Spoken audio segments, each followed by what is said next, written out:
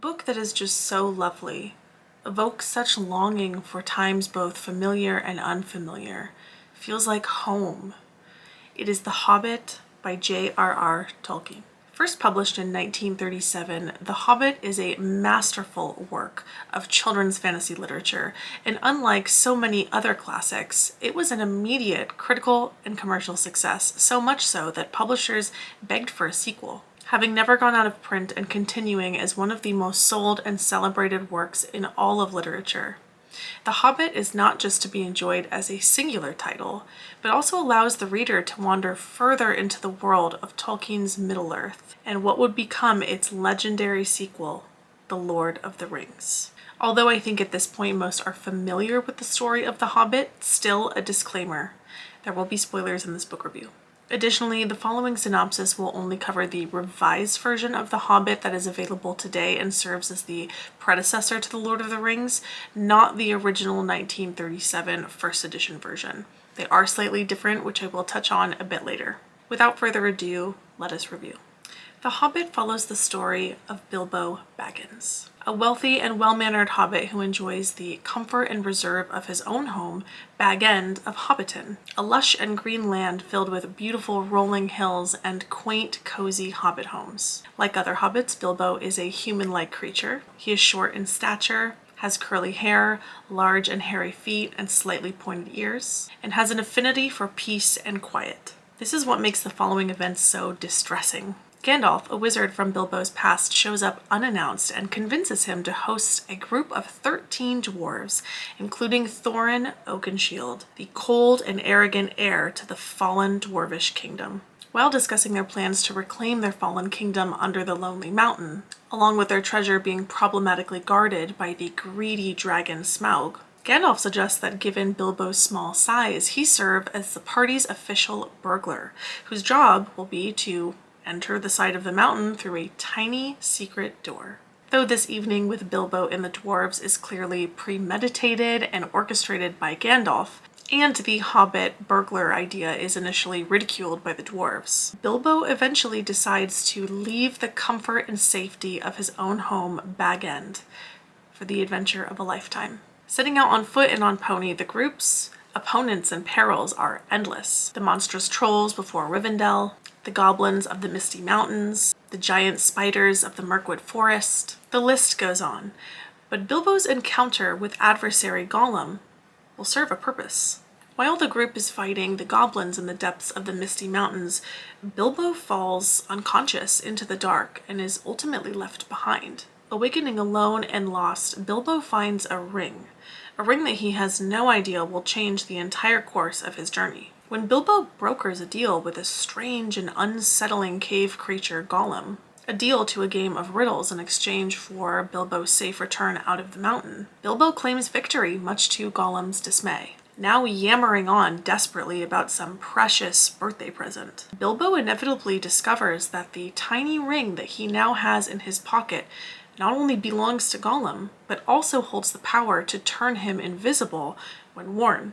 Bilbo uses the ring to escape the brewing wrath of Gollum and to escape the goblin-ridden tunnels of the Misty Mountains to return to the dwarves, who are now impressed with Bilbo's survival and return, viewing him now as a very skilled burglar. Bilbo doesn't yet tell any of the group about his tricksy little ring, of course. Following more goblins and wargs, these wickedly intelligent and evil wolves that are in alliance with goblins, giant eagle rides to Mirkwood, the realm of the elves who hate dwarves, meeting Gandalf's acquaintance Bjorn, a terrifying skin changer or shapeshifter, and the group going without sustenance and supplies, Bilbo further solidifies his burglar status by using his ring to help the dwarves escape both the giant spiders and the elven dungeons of Mirkwood. Although the dwarves are now in a harrowing state and Bilbo himself has fallen ill, the group eventually all make it alive to Lake Town, and unlike their time in Mirkwood, the dwarves are treated exceptionally well by the humans of Lake Town, who wait in desperate anticipation for Smaug's demise, freeing the people of the dragon's constant threat and for the promise of gold and wealth for the town. After regaining their strength and locating the mountain's secret door, the dwarves send Bilbo inside the dragon's lair. Although Bilbo himself is a very wealthy hobbit and seems relatively unmotivated by the promise of gold, even Bilbo is astounded by the amount of treasures and gold he sees Smaug guarding. Stealing, again, a golden cup as proof for Thorin and the dwarves, Smaug awakens and immediately senses that someone has come inside the lair and has stolen from him.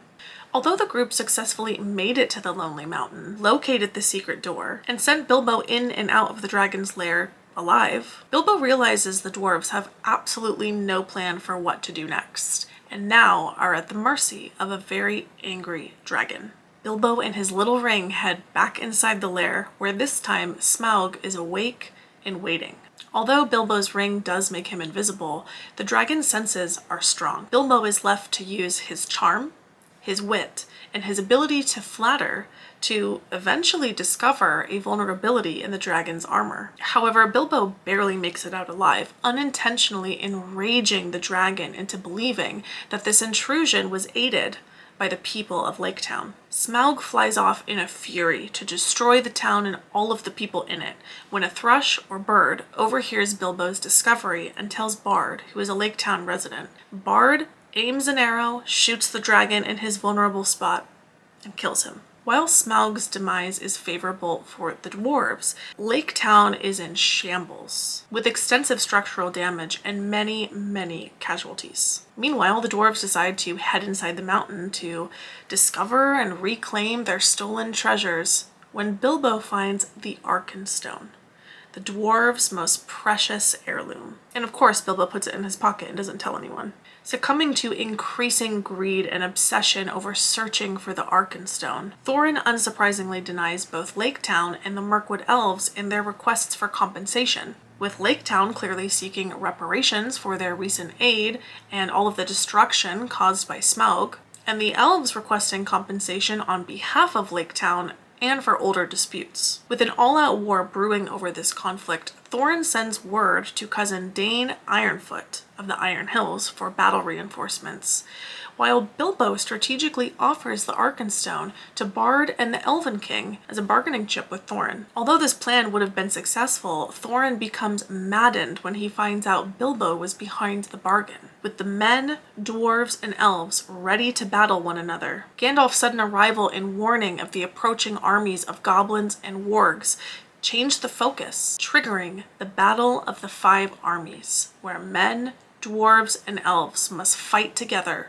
against evil. In addition to their situational alliance, the war is won with the help of the giant eagles and Beorn. However, Thorin is mortally wounded and is eventually buried with his Arkenstone, but not before making peace with Bilbo and the others. The dwarves do eventually compensate Bard, who uses the wealth to rebuild the town, and also uses that wealth to compensate the elves. Following the battle, Bilbo is able to keep some of the helpful trinkets from his journey, including his ring, and is also sent home with 2 trunks full of gold and silver, which honestly is much less than he was offered. And now returning home to his beloved Bag End, Bilbo does find himself an even wealthier little hobbit, but is also faced with his future, forever fighting off his greedy relatives and finding preference in the company of Gandalf, the elves, and beings alike. Roughly 300 pages in length, The Hobbit is a masterclass in fantasy, storytelling, and world building. And as whimsical and creative as much of the story is, left in the hands of another writer, I'm not sure it would be as impressive. Any synopsis of The Hobbit sounds a bit ridiculous because there is so much happening. Character after character, conflict after conflict, a story with hobbits and dwarves and elves and goblins and wolves and birds and shapeshifting man-bears and swords and rings and dragons, and you get the point. Tolkien is not only able to introduce so many characters, original concepts, and plot points in so few pages, but he is also able to balance a tale with corruption and battle, with the whimsy of songs and poetry, elegantly making such a packed, fantastical tale flow as naturally as water. One of the best examples of Tolkien's prose at work is in his first chapter in Unexpected Party.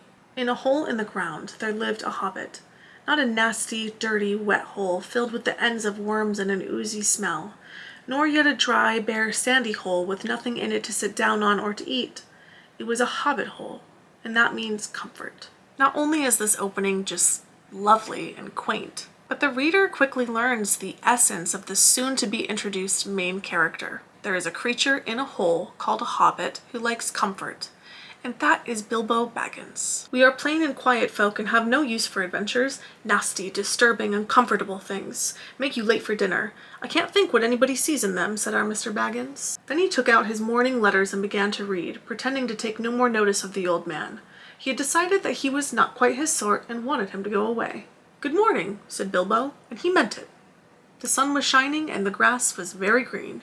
The way Tolkien writes his dialogue often reveals so much about his characters. Because in reality, very little time is actually spent with Bilbo in his home at the beginning of the book. Yet the reader walks away from that first chapter not only knowing Bilbo's family tree and what makes a hobbit, but they know exactly who Bilbo is. His personality, his mannerisms, his beliefs. Something that always puts this into perspective is looking at actor Martin Freeman. No matter what there is to think or say about the Hobbit film trilogy, there is no doubt that Martin Freeman is the perfect Bilbo. Many great actors can bring to life such famed book characters in the way that readers imagined, but when comparing film Bilbo to book Bilbo, it is exact. Not to, of course, discredit Freeman's ability as an actor or the ability of the screenwriters and filmmakers, but having source material that provides the screenwriter or the actor with every word,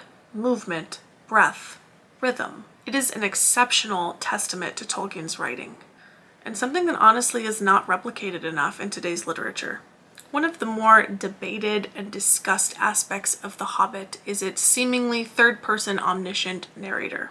Most scholars and readers have the same understanding that while Bilbo is the author of his own story, There and Back Again, a fictionalized version of Tolkien himself, translating discovered and historical texts, is the narrator. Essentially, his translation is the narration. However, still, consistently, people try to make the argument that Bilbo himself is narrating the story as a whole, now much older, wiser, and more knowing. Regardless of who the narrator is or was originally intended to be, Tolkien's third-person omniscient decision allows the novel to have this dual-faceted nostalgia. Nostalgia in the young children sitting around a campfire listening to magical stories kind of way, and also in the readers returning to a time that they remember kind of way. This is one of the many reasons readers of all ages are attracted to The Hobbit and why it has been able to stand the tests of time. Children enjoy it for the magic and adventure and wild creatures. And adults adore it for those same reasons and because it brings them back to that time that they're longing for.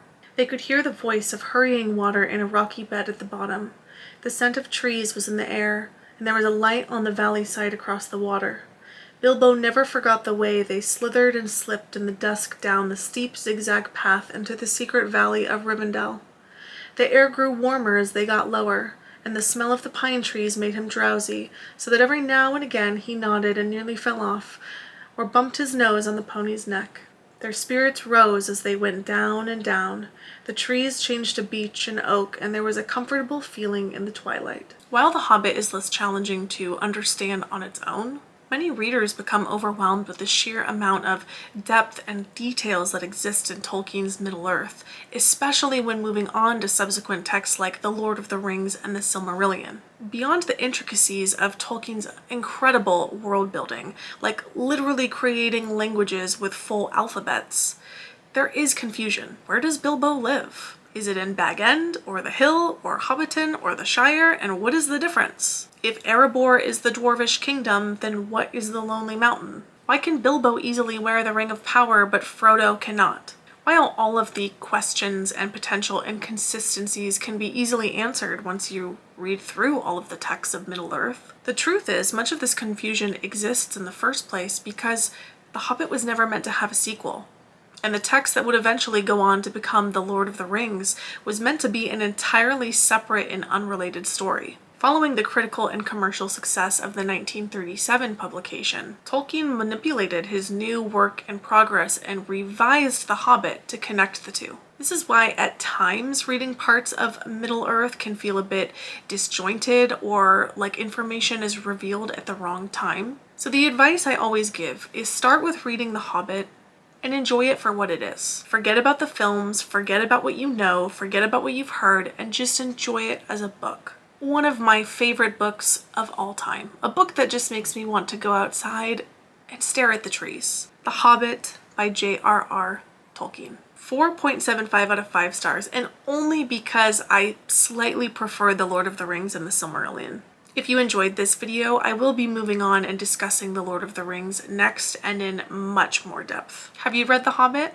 If so, let me know what your favorite thing about the book is in the comments below. There is more in you of good than you know, child of the kindly West. Some courage and some wisdom blended in measure.